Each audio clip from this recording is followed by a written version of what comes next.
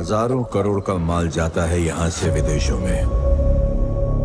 सोना है ये सोना। इज्जत करता है लोग आपकी, इज्जत नहीं करते हैं, डरते हैं सब।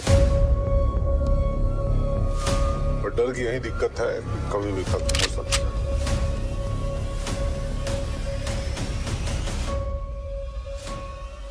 KGF 3 राइटर उत्कर्ष राज, एंकर नितिन दहिया। सालार को मिला मिशन।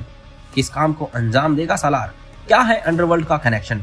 क्या दूसरे देश के सफर पर निकला सालार? हेलो दोस्तों, मैं नितिन आपका स्वागत करता हूं बॉलीग्रैड स्टूडियोज में। जिस रॉकी का नाम सुनकर अच्छे खासे लोगों के पैर कांप जाते हैं, जिसकी प्लानिंग को कभी कोई नहीं समझ सका, जो खुद के सिवा बहुत कम लोगों पर भरोसा करता है, उसी रॉकी ने भरोसा किया फरहान पर।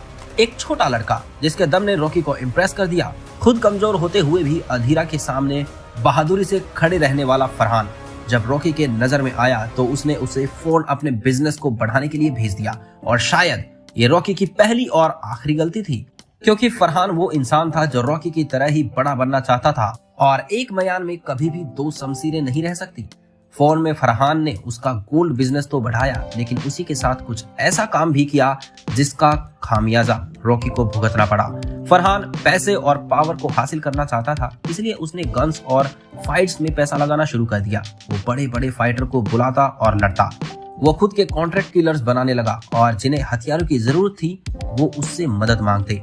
लेकिन ये सब फरहान करता एक नए नाम से, जो था सालार। एक दिन उसके इन्हीं कामों की वजह से एक अंडरवर्ल्ड गैंग की उस पर नजर पड़ी, और किस्मत की बात तो ये थी कि उसके साथ भी किस्मत ने वही खेल खेला जो उसने रॉकी के साथ खेला था।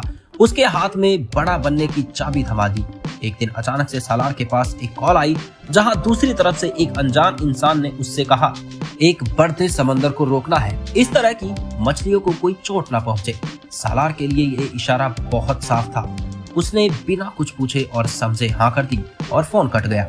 उधर रॉकी को ये पता चला कि फरहान यूएस से एक अच्छा बिजनेस भेज रहा है और जरूरत से ज्यादा अच्छा कर रहा है, तो उसे भी फरहान पर शक करने का कोई मौका नहीं मिला। उधर सालार तैयार था एक नए मिशन के लिए। एक दिन उसके पास एक और कॉल आया, जिसमें उसे रशिया आने की इंफॉर्मेशन और वहां के एक होटल में रुकने और कुछ दिन इंतजार करने के लिए कहा गया।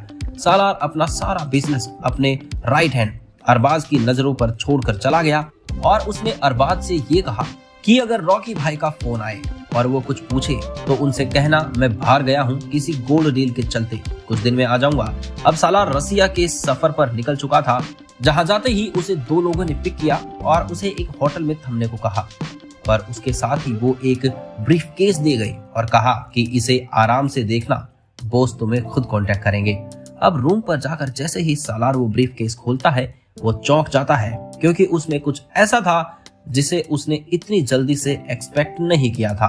पर उसमें आखिर ऐसा क्या था, और वो कौन था जिसने उसे यहाँ बुलाया था, और आखिर कैसे ये सब रॉकी से कनेक्ट करेगा, हम ये सब जानेंगे, क्योंकि अभी तो कहानी में कई राज खुलना बाकी है।